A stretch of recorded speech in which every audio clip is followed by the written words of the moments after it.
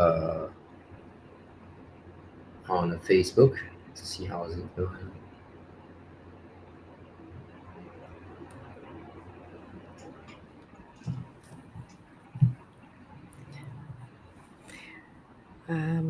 Okay.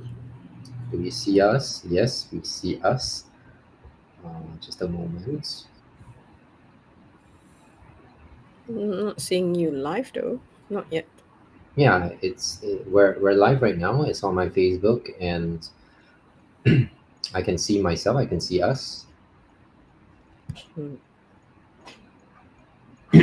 Testing one, two, three. You see it?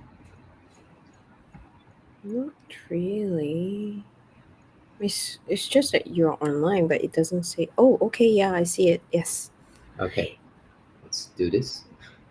Welcome to Say It With Love, a lovely education podcast. This podcast, we dive into the heart of education, exploring what it means to teach, what it means to learn, and what it is to grow. And whether you're a teacher or a student or a parent or someone passionate about learning, this episode, this is a place where we share stories, insights, and Mm. meaningful conversations about the transformative power of education.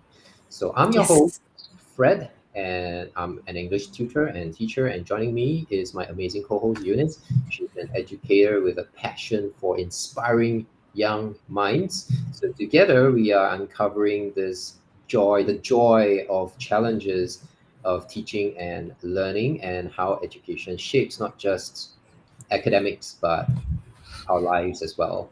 So today we are exploring a thought provoking topic, what it means, what does it mean to teach? And Mm. as you know, teaching goes beyond the classroom. It's about connection, empowerment, and also shaping futures. So just grab your coffee, sit back, and just join us as we unpack this meaningful topic. And let's Yeah. get started. Yep. Well, hi everybody. Good evening. Chinese New Year is coming, so the mood is setting in. Holiday mood. Yep, It's my last day at school tomorrow.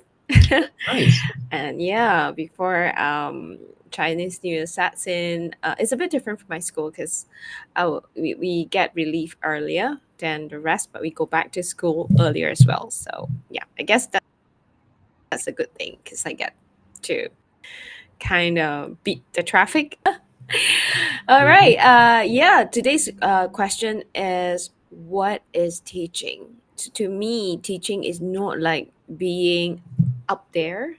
To be, how do I say it? To be looked up upon as a teacher teaching a subject matter, like a subject matter expert.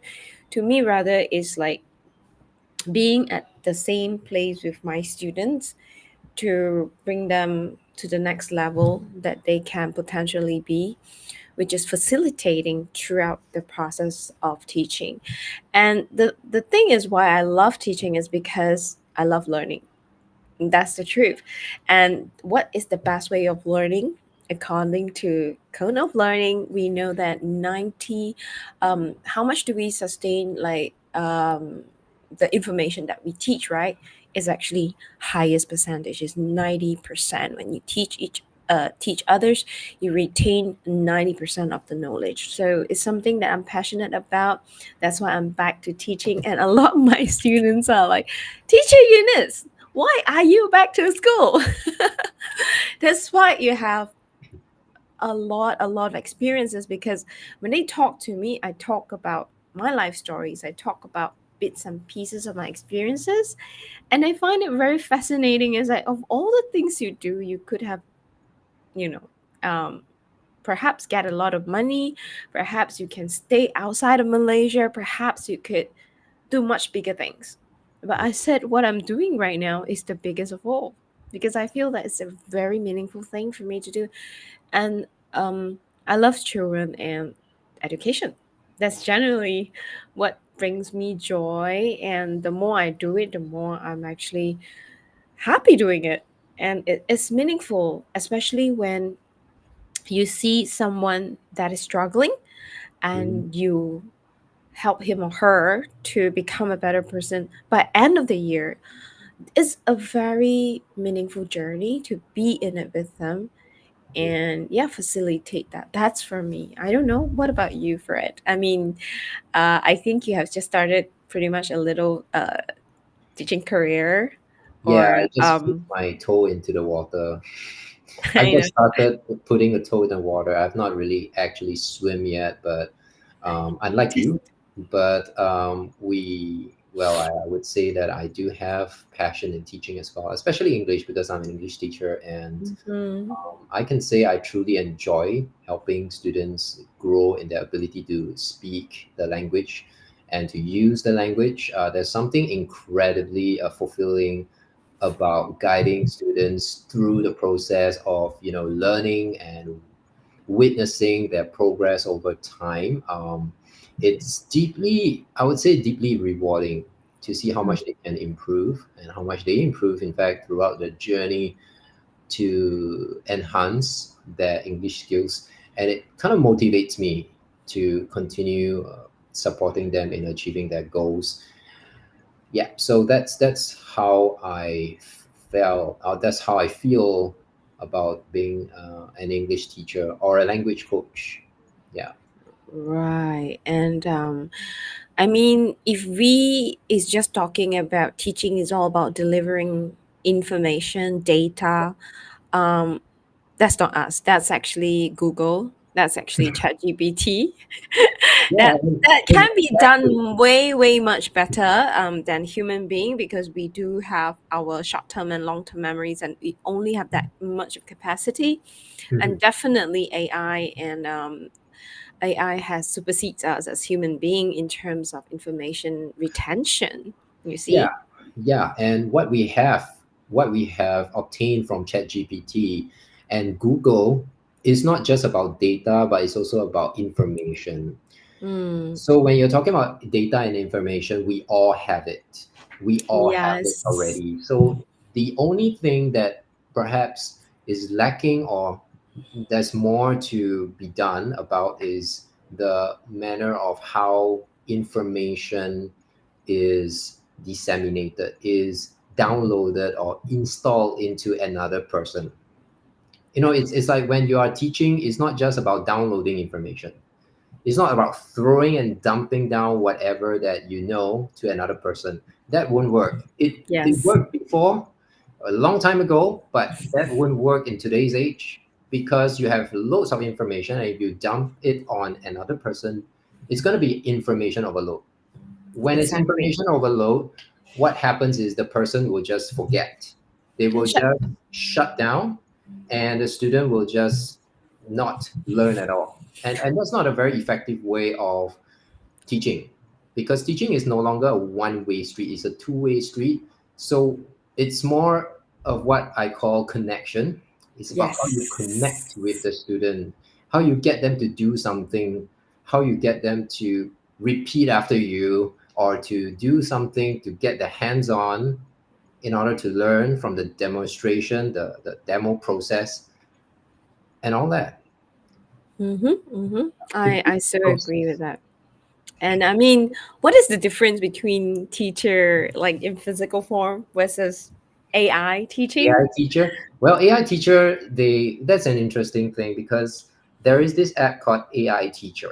Teacher AI, Oh, yeah. It's called okay. Teacher AI. Apparently you can actually download the app and use the app in order to get the teachers you want to learn from. And the teacher is the kind of AI that works when you type a wrong thing, and the AI will just correct you. There Mm, is a lot of good thing about this app. However, I think if you're looking for connection, if you're looking for connecting with a teacher and getting a teacher's humanized perspective about when to use a language, how to use a language, that element is missing. mm. Yeah, I mean, probably if you type it in into ChatGPT or any other AI tools, you still get an answer. But however, whether it is applicable to human at every situation, depending on the energy, depending on the dynamics, synergy, AI wouldn't have no idea because this requires human observation, and of course it requires our emotional awareness as well, our social awareness in Mhm. that context to be able to connect. So of course you can say yeah, I don't need that connection, it's too complex to handle, and I just want information, I just my things to be done right now, right there, and yeah, that's what I want to achieve. However, in this manner, now I do see a lot of my students asking me these questions, and I do see some of them using ChatGPT sparingly. I wouldn't say sparingly. Some of them really kind of use them for everything that they do, especially for research. Ended up they have a chunk of very professional and adult professional statements that they don't understand. At the end of the day, when I was asking them questions, how do you say it in your own words? They have no idea what they have written now. Literally, it's almost like copy and paste. Do you learn anything when you copy and paste? I asked them. Guess what they do? It's like they realize what they didn't help them to learn. So, what is learning really? Learning is not really from information. Learning is from getting you have enough information to make certain informed decisions, and so that you can get the right choices. I wouldn't say right choices, better choices for better outcomes. To me, that is learning. So and with that comes empowerment, and it comes transformation over time. I mean, transformation is generally not immediate, but it's so Mhm. fulfilling to see them, building the resilience, building up patience, Yeah. building up the awareness of themselves, and accepting people that they work with, and the spirit of teamwork, etc., etc. That is real empowerment. That is real connection. That's real transformation. Mhm. And yeah, I mean, what do you say?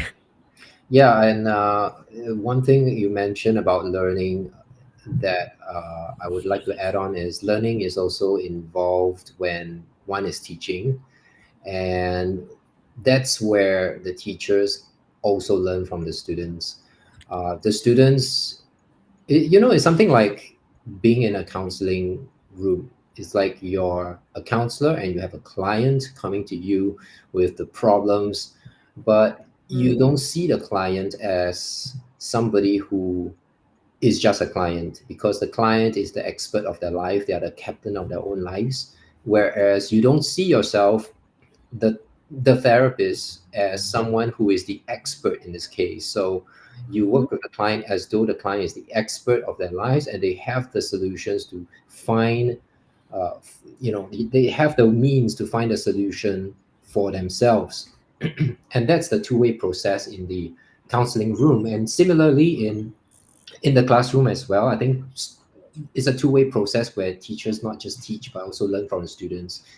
Yeah, there is an assumption that the students have prior knowledge to certain things or certain subject, mm, and so they can use whatever prior knowledge that they have, come into the class and apply that knowledge that they have into the context of what they are learning. mm, So it's a very dynamic kind of interaction, a mm, two-way process where teachers can just learn as much from their students as students learn from them. So it's like it's like every interaction often, it offers kind of a opportunity to gain new insights every time. And whether it's like understanding a different perspective or discovering creative ways to explain a concept, or learning mm. more about resilience, for example, and curiosity, through the challenges that the students face, and all these things can also be discussed in the classroom. And one thing I know is that, I'm not sure about you, but one thing I know is that students often teach us patience. Oh, uh, they do. Of course. They are the Patience, adaptability, and the importance of empathy. And I think that's what, I mean, I learned from them. They remind me of, they remind me to see the world through fresh eyes, and to approach challenges with open mind. hmm. So this exchange of knowledge and experiences actually enriches the teaching process. It kind of reinforces the idea that learning is a lifelong journey, for everyone. In fact, for teachers and students. So in so many ways, I mean, teaching is as much of growth. It's much about growth, for the educator as it is for the learner as well. That's why I know. Yeah. Absolutely. I totally agree with that because, I see teachers as leaders. So I mean, like it or not, you're going to lead by example. The students see you every day, or they see you whenever you are with them, and you have to mold. I mean, you want to teach them. The best way to teach them is actually model the best behavior, model the thing that you want them, the way they see things, right? I mean, it depends on the age of your students. There are certain mind frame we need to kind of help them to build in order for them to receive from us and to align with us and to accept that. And if I remember correctly, we talked about this before. Like, let's Mhm. look at our years in school. When will you be happy to go to school? Not a single time when I was a kid. Really? Yeah, I I remember I didn't even have a single day of my life that I'm satisfied being in school. To be honest, I Oh. thought the lessons were boring, except for history lessons and English lesson. Yeah, So there why is was that? an exception. Was it because of the subjects or because of the teachers? It's most likely the teachers and the way the lesson is being delivered. Yeah, and I know I gave my teachers a very hard time, when I was a kid Mm. and when I was much younger back then, and now I'm a teacher. So this is what I call karma. Yep. I get it. I get it. I know I wasn't such a. I would say I was okay as a student because I tend to be the average, Mm. not the one that is being seen, not at the top, not at the bottom. I'm just like average, and I Mhm. like being there. So Uh-huh. teacher don't have a very don't focus on me. But I remember clearly that every time I look forward to go to certain classes because the teacher is so much fun. The teacher is thinking out of the box to make us engaged, and Mhm. she makes sure that we participate and all that. She cares about us. I think that is one thing that I really really look forward to. And I didn't even know in the first place I could be, talented in chemistry. I didn't think so. That was like science subjects weren't my best. In fact, yeah, English or um, history is a very funny thing. Even it's in Malay, there's a lot of facts and figures which I have really bad memory. Somewhat I still get to connect the dots and get an A for them. Yeah, so yeah, those are the things that I'm like, okay, what happened here? What is it really working for me? What is it really not working for me? Actually, there are subjects I really enjoy, but I hated to go to that class. That's because the teacher made it pretty harsh, or perhaps the teacher actually played favoritism back then. And some teachers could be, I think they just, they're coming here to teach just for the sake of teaching.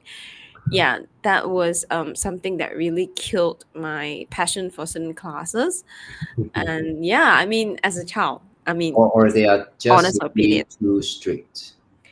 Oh, maybe, but no, I actually enjoyed my teachers being strict somewhat. Right. I This not for me. I realize that I only pay attention in class when the subject really interests me, and Mm. most of the time Chinese is just out of the picture because I don't really enjoy Mandarin classes, uh, and yeah, speaks a lot about the fact that I'm an English teacher now.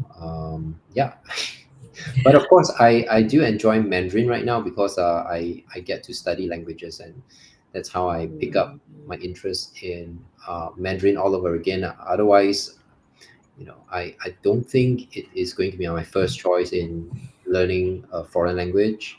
So for me, yeah, I do speak Mandarin, but only to certain people. Yeah, Mm-hmm. yeah. But of course, when we Okay. speak about teaching and what it means to just teach, and we all know that teaching is rewarding, is deeply rewarding, but Mhm. does not come without challenges, right? Yeah, of course, of course. It always come with diversity. How would you not have come with diversity? It's like different characters, different personalities, different passions, different races, different age groups, different preferences. What Mm-hmm. Yeah, tell me about it? It's like so much diversity. yeah. That's why it's dynamic. It's like in soccer, we say the ball is round, but in the classroom, we say the classroom has no walls. Yes, it's boundless, It's almost boundless, boundless. yeah. Yeah. And then you have these really quiet students sitting in a corner that doesn't want to participate at all, but you want them to at least attempt.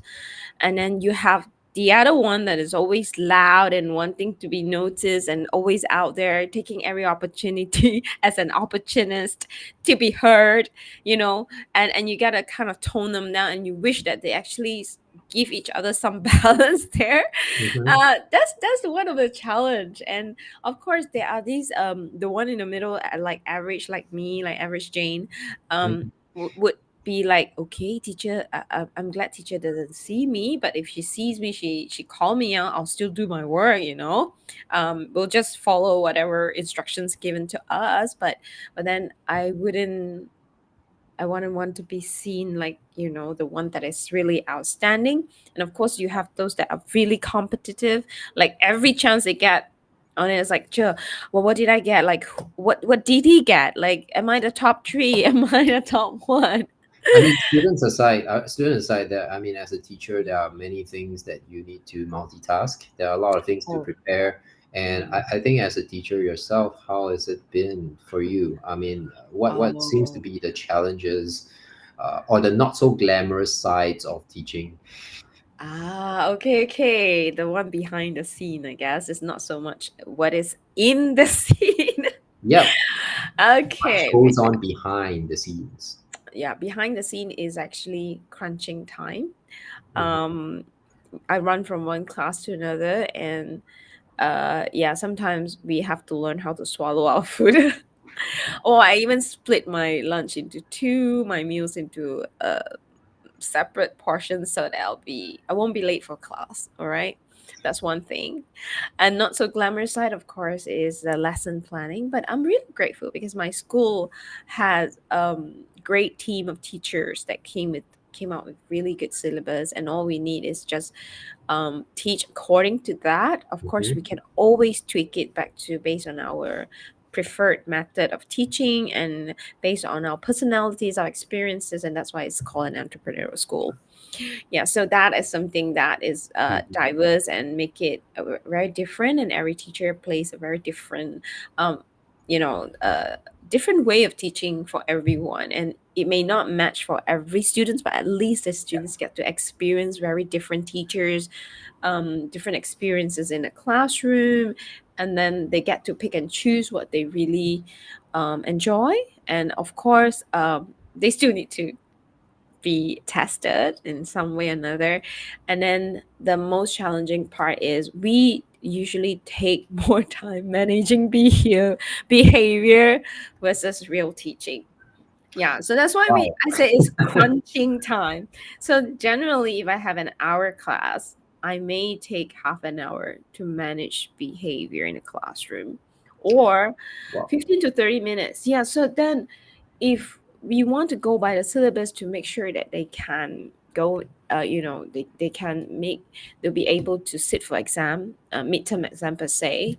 There is certain topics that are being covered by then we are literally crunching time, and so we need to kind of manage the time Mm. that we lost in terms of managing Yeah, but if behaviors. it takes so long to manage behavior, guess how much time you have left for the syllabus? Because when you're talking about the demands of lesson planning, and yeah, I mean, lesson planning can be a challenge by itself, but then once you get a lesson plan and something happened in class, like some behavior issues, some Mm-hmm. students having issues and all that, Mm. it's going to cut away the time that you are Yeah. meant to teach them, and it's very disruptive. It's very disruptive to learning. It's very disruptive to the whole entire environment, and I think that's one of the most challenging thing I could think of.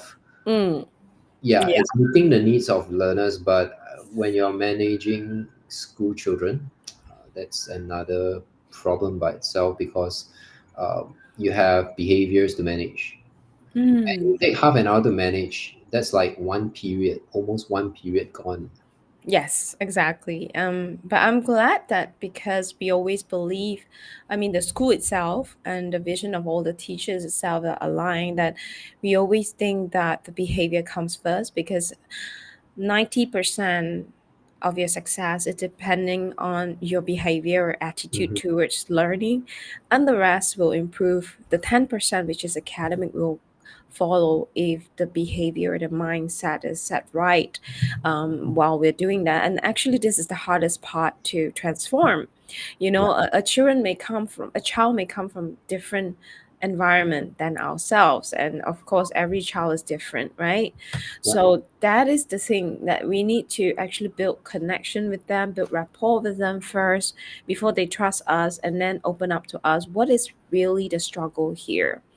Sometimes a child may appear that they have behavior problem, but the fact is it's not within them, it's not within their control. It may be because they are going through some struggles at home, yeah, personal ones. hmm, The parents are divorced, or they need to, help out in the parents business, or etc etc.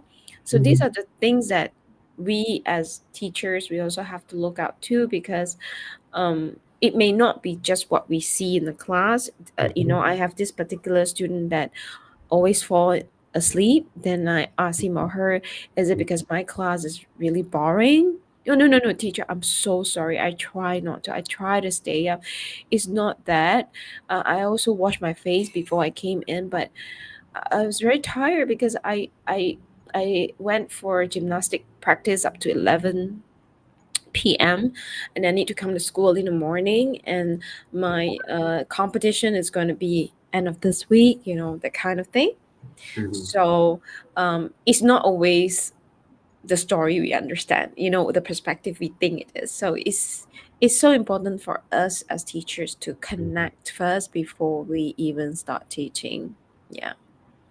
Nice, nice. And yeah, totally agree with you on that. In fact, yeah.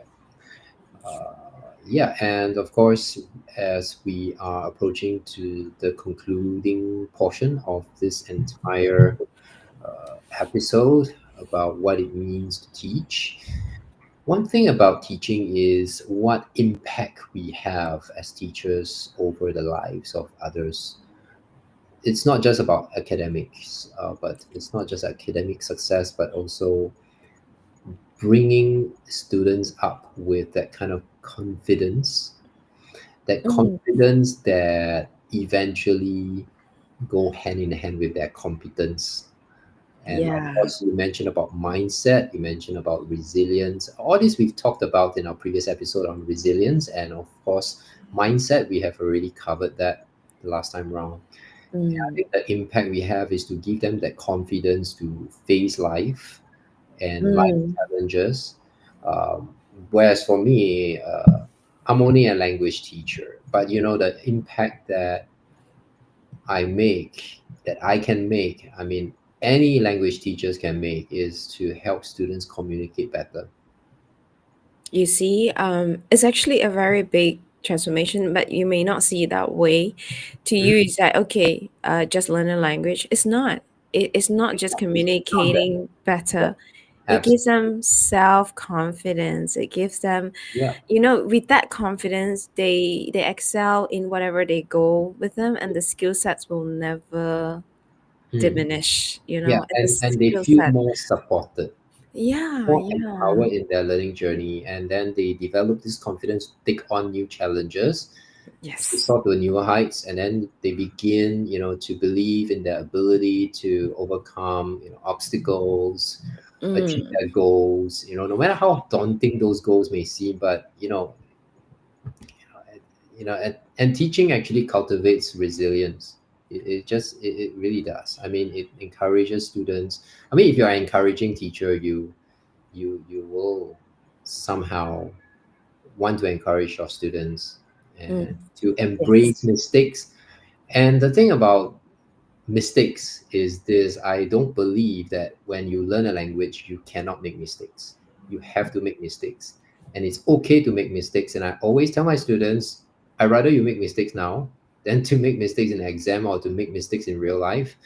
Because the mistakes you learn now is where you can use that as opportunities for growth. And also, you need to Mm, develop this mindset to navigate setbacks so you can get used to making mistakes, used to setbacks, used to failures, not just in school but in life also, because you will fail in life, that's for sure. And if you have that determination to stay on and to be optimistic, you are going to be simply unstoppable.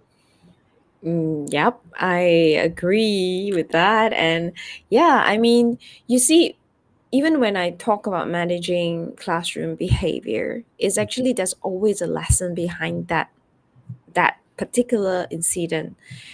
This week, I actually have one incident that happened between Hmm. the students of mine, and then I took it as an opportunity to educate my other students about Hmm. the lesson learned they get from the scenario. Would they make such choices in the future, and what are the possible consequences that come with it?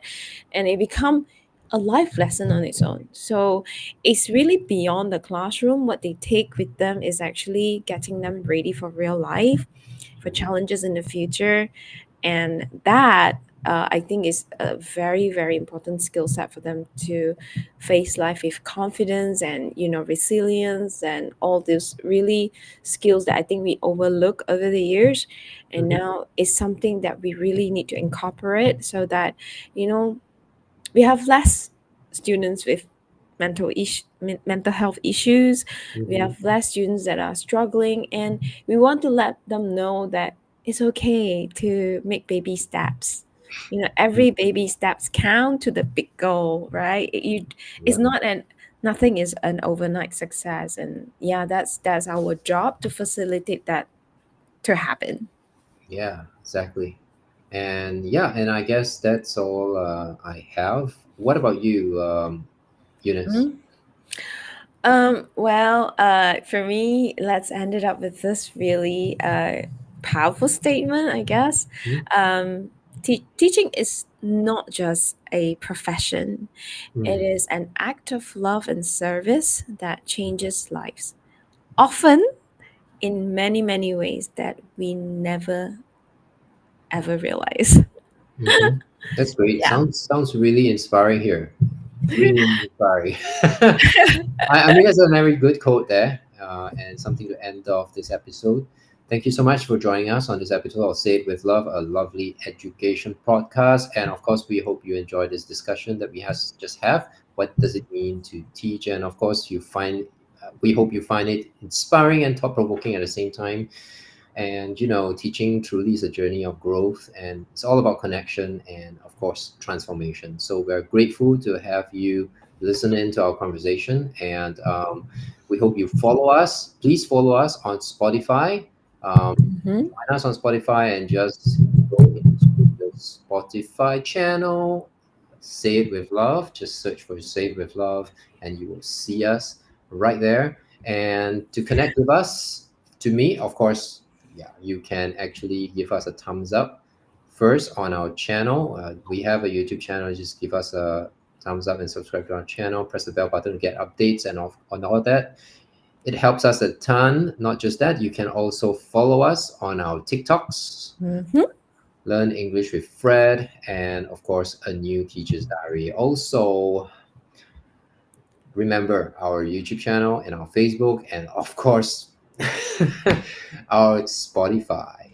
And if you enjoyed today's episode, don't forget to subscribe to our podcast. Again, just tell you one more time, subscribe to our podcast, leave a review, give us a comment, share it with someone who might find it valuable. And as always, let us know your thoughts. What does teaching mean to you? If you do have your comments, just share them. Until next Mm-hmm. time, keep learning, keep growing, and always say it with love. Thank you for tuning in. Right. Happy New Year to New all Year. our Chinese audience. Happy Lunar New Year. Good night and goodbye.